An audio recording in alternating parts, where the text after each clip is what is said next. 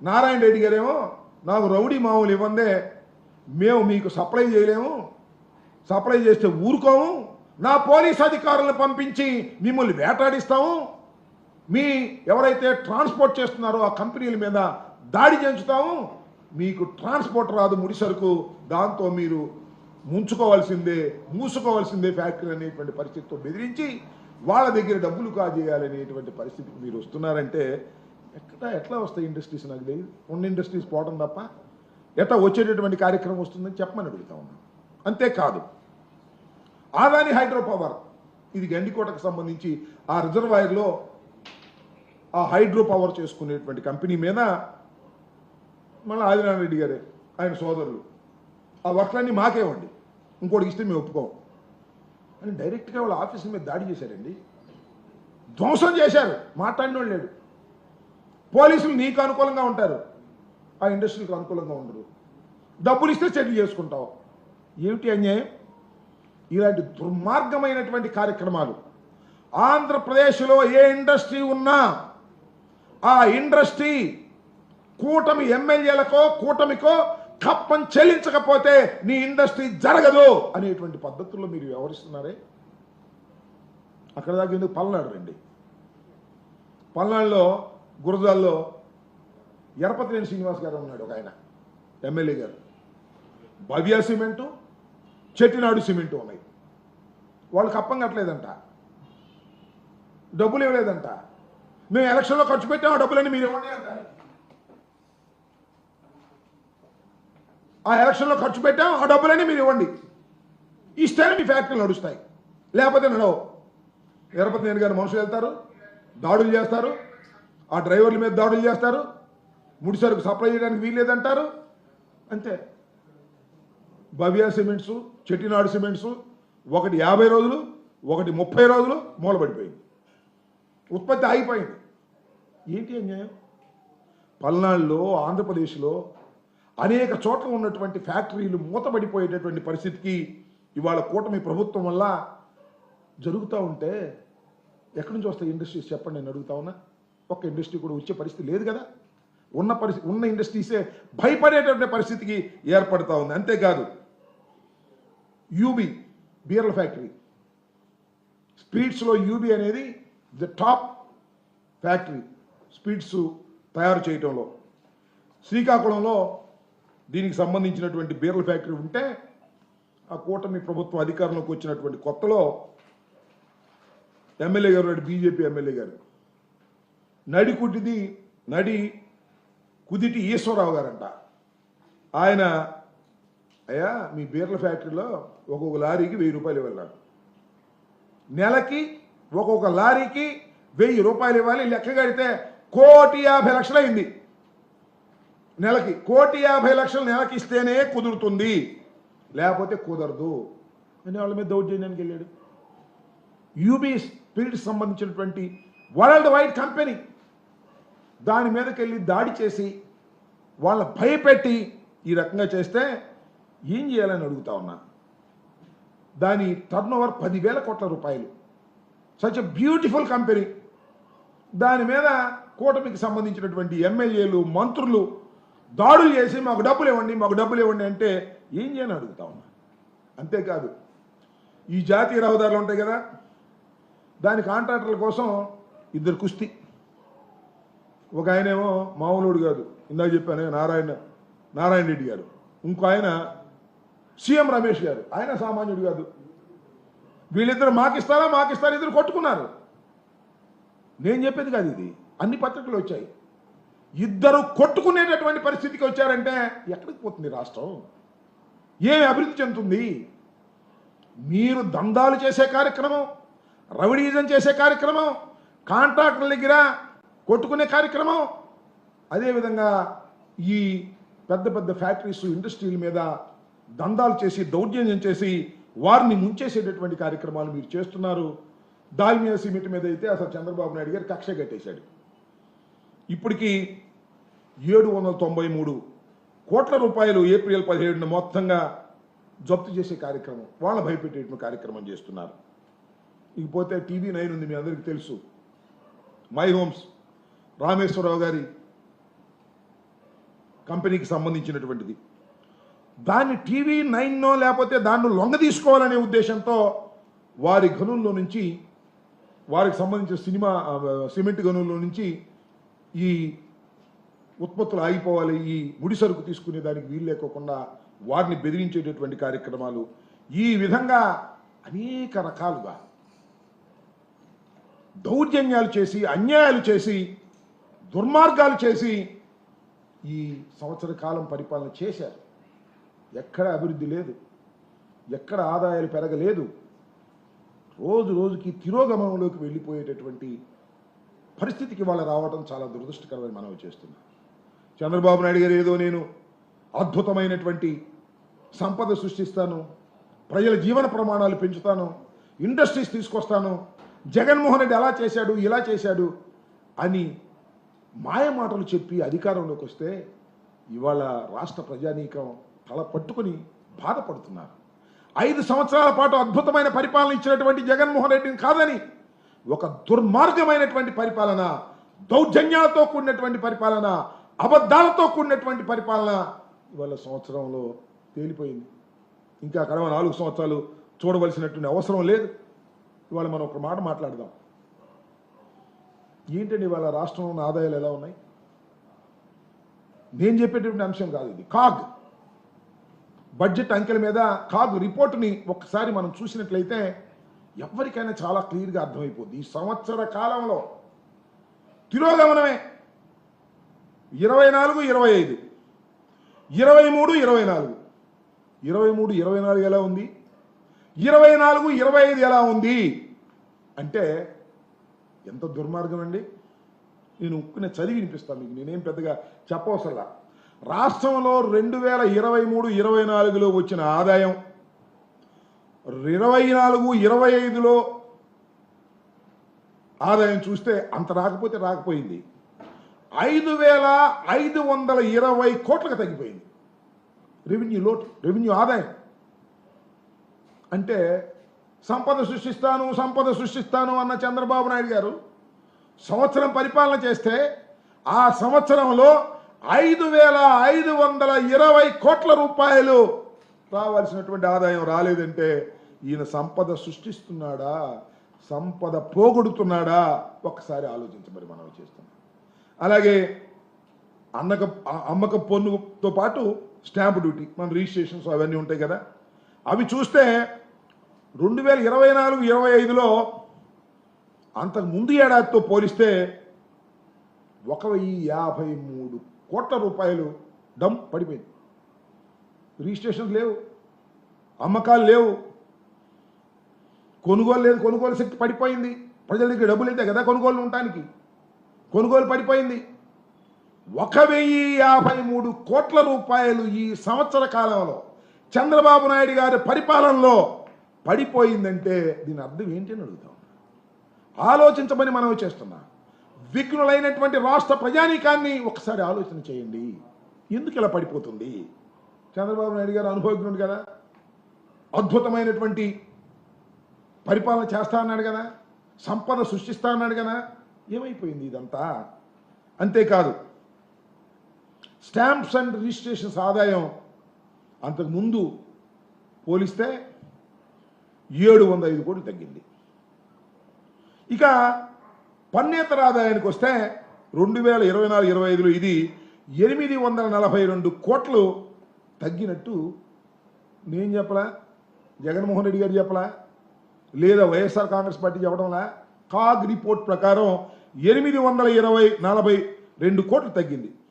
ఇకపోతే కేంద్ర ప్రభుత్వం నుంచి గ్రాంట్ రూపంలో రావాల్సినటువంటి డబ్బు 2023, 24తో పోలిస్తే 2024, 25లో 14,563 కోట్లు తగ్గిందంట.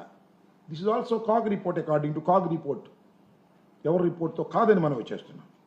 ఈ విధంగా అన్నీ తగ్గిపోతూ ఉన్నాయి. అలాగే మూలధన వ్యయం, రాష్ట్ర ప్రభుత్వం పెట్టి మూలధన వ్యయం 2023, 24తో పోలిస్తే 2024, 25తో 4,413 కోట్లు తగ్గిపోయింది.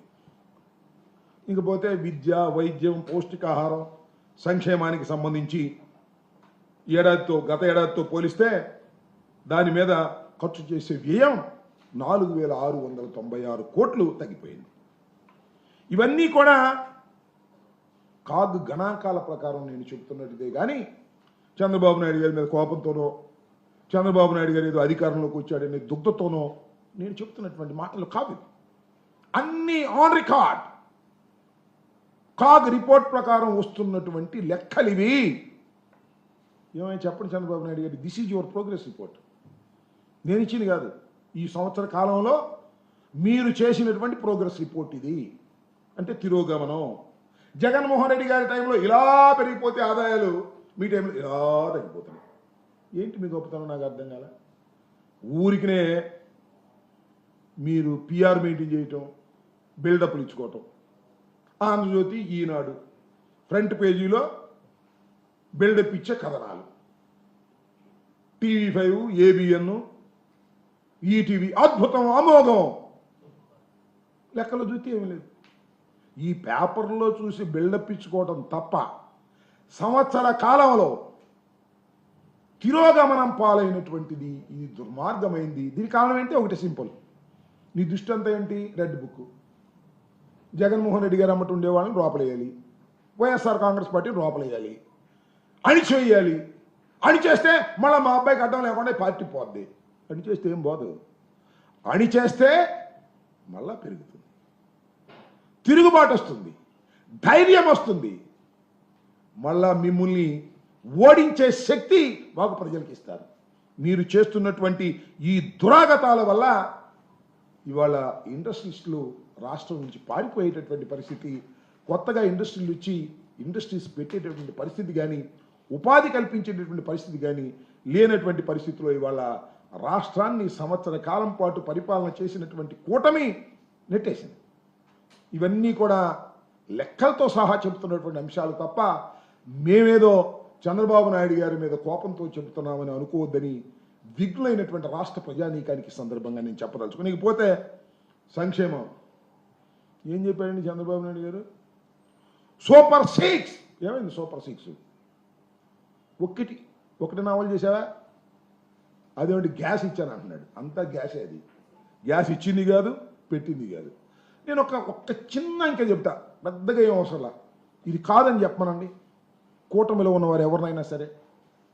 సూపర్ 6ను అమలు చేయటానికి అని చెప్పాడు కదా. సూపర్ 6లో అది ఇది అది అని చాలా, గ్యాస్ అన్నాడు, నీకు 15 నీకు 15 నీకు 15 అన్నాడు, చాలా చెప్పాడు సూపర్ 6 అని. దానిలో మొత్తం సూపర్ 6కి ఏడాదికి ఎంత ఖర్చు పెట్టాలి అంటే ప్రభుత్వ లెక్కల ప్రకారమే 79,867 కోట్ల రూపాయలు ఖర్చు పెట్టాలి ఒక సంవత్సరంలో. సూపర్ 6 అనే దాన్ని పరిపూర్ణంగా అమలు చేయాలి అంటే గతంలో ఎంత కేటాయించారు తెలుసా అండి? ఎంత మోసం చంద్రబాబు నాయుడు గారు. మోసానికి మారు పేరు నారా చంద్రబాబు నాయుడు గారు. ఎంత ఖర్చు పెట్టారో తెలుసా? ఎంత కేటాయించాడో తెలుసా? 79,867 కోట్ల రూపాయలు కేటాయించి ఖర్చు పెట్టవలసినటువంటి ప్రభుత్వం 7,282 కోట్లు కేటాయించారు. అక్కడ ఒక మోసం. సరే కేటాయిస్తే కేటాయించారు పో. ఎంత ఖర్చు పెట్టారు తెలుసా? ఇది ఒక చాలా చిత్రం. 865 కోట్లు ఖర్చు పెట్టారు. ఏంటది 865 కోట్లు? గ్యాస్. ఒక సిలిండర్ ఇచ్చి గ్యాస్ పెట్టారు. ఏంటిది? ఇవ్వండి బాబు గారు, చంద్రబాబు నాయుడు గారు, కూటమి నాయకులారా. సూపర్ 6కి మీరు 79,867 కోట్లు ఖర్చు పెట్టవలసిన మీరు 7,282 కోట్లు కేటాయించి 865 కోట్లు ఖర్చు పెట్టి నన్ను చూడు, నా అన్నం చూడు, నా కూటమి చూడు, నా సూపర్ 6 చూడు, నా పవర్ చూడు, నా వాగ్దానం చూడు అని చెబుతుంటే ఎవరు నమ్మాలి మిమ్మల్ని? ఎందుకు నమ్మాలి మిమ్మల్ని? అసలు మిమ్మల్ని అధికారంలోకి ఎందుకు తీసుకొచ్చామని బావురమని ఏడవలసిందే కదా తెలుగు రాష్ట్ర ప్రజానీకమని నేను అడుగుతా ఉన్నా. ఇలాంటి దుర్మార్గమైనటువంటి కార్యక్రమాలు ఒక్కటంటే ఒక్క హామీ నెరవేర్చారని నాకు అర్థం కాల. అదేదో 4,000 ఇచ్చాం అన్నారు. పోనీ అదేదో 4,000 ఇచ్చారు అనుకుందాం కాసేపు. దానిలో మళ్ళీ 3 లక్షల మందిని కోత పెట్టావే. 3 లక్షల మంది తీసేశావు, మళ్ళీ ఇంకా తీయాలనుకుంటున్నావు. ఒక్కటి కాకపోతే ఒక్కటైనా మీరు చేశారని అడుగుతా ఉన్నా. ఉచిత బస్సు అన్నావు, ఏమైంది? బస్సు తుస్సయింది. తల్లికి 100, ఇదిగో అప్పుడు ఇస్తా. మొన్న ఏమంటున్నాడు? ఇన్స్టాల్మెంట్స్గా ఇస్తా అంట. ఇచ్చాడు ఒకసారి ఇన్స్టాల్మెంట్స్గా, గుర్తుందిగా మీకు? ఏది? రైతు భరోసా కాదు, రైతు రుణమాఫీ. ముందే సొప్తాగా ఇచ్చేస్తా అన్నాడు, తర్వాత ఇన్స్టాల్మెంట్స్ అన్నాడు, తర్వాత స్కేల్ ఆఫ్ ఫైనాన్స్ అన్నాడు. 3 బంగాణాలు పెట్టాడు మొత్తం రాష్ట్ర ప్రజానీకానికి. ఇంత దుర్మార్గమైన కార్యక్రమాలు చేస్తూ ఇవాళ చంద్రబాబు నాయుడు గారు, అసలు నాకు తెలియకొడతానండి, చంద్రబాబు నాయుడు గారు మీకు పరిపాలన చెయ్యాలని ఉందా? మళ్ళా జగన్మోహన్ రెడ్డి అధికారంలోకి వస్తాడేమోనని భయం ఉందా? ఆ భయం ఉంది కాబట్టి జగన్మోహన్ రెడ్డి గారు చుట్టూరా ఉన్న వాళ్ళ మీద కేసులు పెట్టి లోపల వేసేస్తే జైల్లో ఉండిపోతే భయపడిపోతారనేటువంటి ఒక ఆలోచన తప్ప, ఈ రెడ్ బుక్ తప్ప అసలు పరిపాలన చేయాలి, ప్రజల్ని మెప్పించడం ద్వారానే రాష్ట్రంలో అధికారంలోకి మళ్ళా రావాలనేటువంటి కోరికే లేనటువంటి ఒక వ్యర్థమైనటువంటి పరిపాలన వాళ్ళ చంద్రబాబు నాయుడు గారు నిర్వహిస్తున్నారు. చాలా దురదృష్టకరమైనటువంటి పరిణామం ఇది. ఈ పరిణామం వల్ల రాష్ట్రం వెనక్కిపోతుందని మనం చేస్తున్నాం. నేను ఇందాక చెప్పిన లెక్కలన్నీ కూడా నేను సృష్టించినవి కాదు, వైఎస్ఆర్ కాంగ్రెస్ పార్టీ సృష్టించినవి కాదు. ప్రజలకు కొనుగోలు శక్తి పోయింది. జిఎస్టీ లేదు ఈ సంవత్సరం, గత సంవత్సరం కన్నా తక్కువ వచ్చింది. ఎందుకు వచ్చిందని అడుగుతా ఉన్నా. కొనుగోలు శక్తి లేదు ప్రజలకి. ఇలాంటి పరిపాలన మీరు చేస్తూ మీలో మీరు కబుర్లు చెప్పుకుంటూ బ్రహ్మాండంగా కోతలు కోసుకుంటూ అద్భుతమైన పరిపాలన ఉందని మీరు అనుకుంటే అది మిమ్మల్ని మీరు దగా చేసుకునేటువంటి కార్యక్రమం అవుతుందనే విషయాన్ని కూడా ఈ సందర్భంగా చెప్పదలుచుకున్నాను. రాబోయే కాలంలో అయినా ఇంకా 4 సంవత్సరాలు మీకు అధికారం ఉంది. ఎవరు వద్దన్నా కాదన్నా ఆ చివరి సంవత్సరం తీసేయండి. ఏదో ఉపద్రవం వస్తేనో లేదా జమిలి ఎన్నిక వస్తేనో తప్ప ఈ 4 సంవత్సరాలు 3 సంవత్సరాలు ఇంకా మీకు పరిపాలన చేసే అవకాశం భగవంతుడు ఇచ్చారు, ప్రజలు ఇచ్చారు, తెలిసో తెలియకో ఇచ్చారు. ఇవాళ వాళ్ళు తల్ల పట్టుకున్నా మీరు దిగరు, అది వేరే అంశం. అయితే ఇప్పుడైనా కాస్త బుద్ధి తెచ్చుకుని చేయండి అయ్యా. మమ్మల్ని అరెస్ట్ చేయాలి, జగన్మోహన్ రెడ్డి గారి సెక్యూరిటీ తీసేయాలి, జగన్మోహన్ రెడ్డి గారిని ఇబ్బంది పెట్టాలి, మానసికంగా ఆయన ఇబ్బంది పెట్టాలి. మీ వల్ల ఏమైంది జగన్మోహన్ రెడ్డి గారు మానసికంగా ఇబ్బంది పెట్టడం? ఆయన హెలికాప్టర్ తీసుకొచ్చిన వాళ్ళని 4 సార్లు పిలవాలి. ఈ కార్యక్రమాలు తప్ప ప్రజలకు మేలు చేద్దాం, ఇచ్చిన హామీలు అమలు చేద్దాం అనేటువంటి ఆలోచనే లేనటువంటి, క్రియాశీలత లేనటువంటి పరిస్థితుల్లో తెలుగుదేశం కూటమి ప్రభుత్వం దిగజారిపోవటం చాలా దురదృష్టకరం. మీ అబ్బాయి కోసం రాష్ట్రాన్ని పణంగా పెట్టేసేసే కార్యక్రమం చేస్తున్నారు. ఇది చాలా ప్రమాదకరమైనటువంటి ధోరణి. ఇప్పటికైనా తెలుసుకొని వాస్తవాలను గమనించి, సరే ఇక నిరుద్యోగ వృత్తి ఇస్తా అన్నాడు, ఇంక దీనికే దిక్కు లేకపోతే తల్లికి 100, నీకు 15,000 లేకపోతే ఇంకా నిరుద్యోగ భృతికి ఎక్కడ ఉంది? బూడిద. ఆదాయాలు లేకపోతే నిరుద్యోగ భృతి ఇస్తా అని మళ్ళా వాగ్దానం చేశాడు. అసలు చంద్రబాబు నాయుడు నేను తెలియకొడతాను, అసలు మీరు వాగ్దానాలన్నీ రాత్రి పడుకునే ముందు బాగా నిద్రపట్టిద్దంటున్నారు కదా. ఒకసారి ఏమి ఇచ్చామో ఏం చేసామో ఒకసారి మనన చేసుకుంటే నిద్రపట్టదు, ఏం లేదు. ఇంకా శ్రీమద్ రమారమణ గోవిందే మీ కల వస్తుంది. ఇన్ని వాగ్దానాలు ఇచ్చి వాగ్దానాలు నెరవేర్చకపోతే మీకు ఏమి జరుగుతుందో తెలియగల వాళ్ళు మీకు గుర్తొస్తుందని కూడా ఈ సందర్భంగా నేను చెప్పదలుచుకున్నాను. ఇప్పుడైనా బుద్ధి తెచ్చుకొని సక్రమైన పరిపాలన చేయండి, కక్ష సాధింపులకు పోకండి. మీ కక్ష సాధింపులకు భయపడేవాడెవ్వడు ఇక్కడ లేడు. మీరు జైల్లో పెడితే జైల్లో ఉంటారు, శాశ్వతంగా జైల్లో ఉంటారుగా. బాలాజీ, ఆయన పేరు బాలాజీ అప్ప, బాలాజీ గోవిందప్పని జైల్లో పెట్టారు, శాశ్వతంగా ఉంటాడా? రాడా? ఎవరైనా వస్తారు. కాబట్టి జైల్లో పెట్టడం ద్వారా పరిపాలన చేయాలనుకుంటే దానికి తగిన శాస్త్రిని, తగిన మూల్యాన్ని ఈ రాష్ట్ర ప్రభుత్వం అనడం కంటే నారా చంద్రబాబు నాయుడు గారు లేదంటే మీ ఏకైక పుత్రుడు దానికి మూల్యం చెల్లించక తప్పదని ఈ సందర్భంగా చెప్పదలుచుకున్నాను. ఓకే.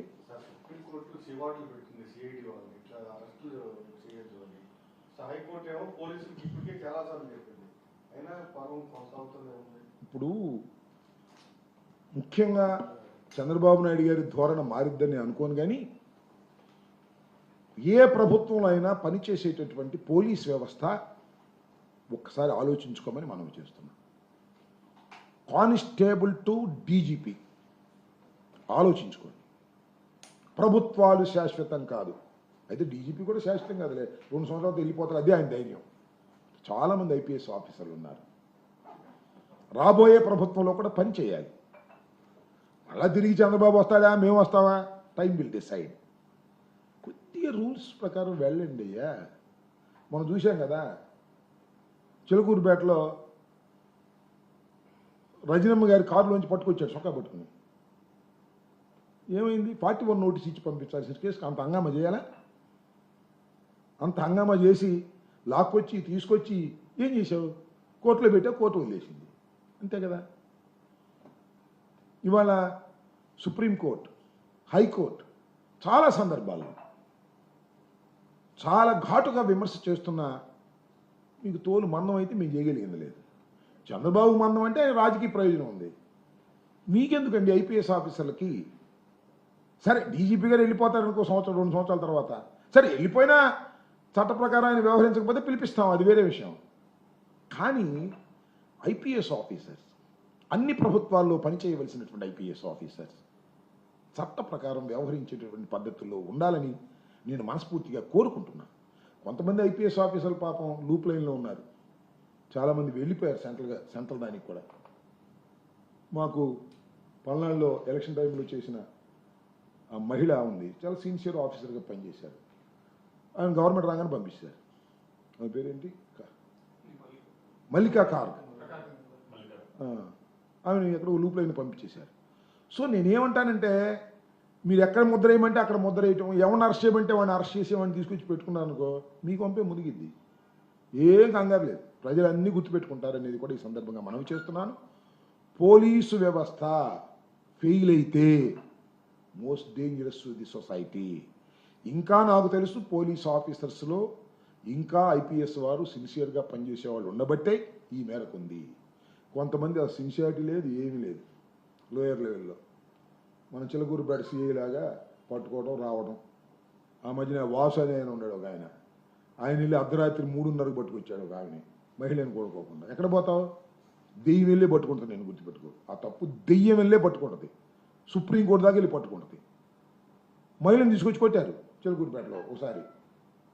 ఎక్కడికి పోయి అన్ని రికార్డ్ అయి ఉంటాయి, వెంటాడుతానే ఉంటాయి మీ సర్వీస్ మొత్తం అనేది కూడా గుర్తుపెట్టుకోండి. కొద్దిగా జాగ్రత్తగా చేయండి. ఏదో మా లోకేష్ చెప్పాడు, ఎమ్మెల్యే గారు చెప్పాడని మీరు విరుచుకుపడ్డారనుకో, మీరు చట్టబద్ధంగా పనిచేయవలసినటువంటి అధికారు అనే విషయాన్ని మర్చిపోకండి. మీరు లైసెన్స్డ్ గూండాస్ కాదు, చట్ట ప్రకారం పనిచేయవలసినటువంటి పోలీసు అధికారులు. అది దాటి వెళ్ళారా దెబ్బతింటారనేది ఒక సలహా. పాటిస్తే పాటించండి, పాటించకపోతే పాటించే విధంగా న్యాయస్థానాలు చేస్తాయి. చేసే విధంగా న్యాయస్థానాలను అప్రోచ్ అయ్యేటటువంటి శక్తి, యుక్తి మాకుందని కూడా ఈ సందర్భంగా మనం చేస్తున్నాం. ఓకే,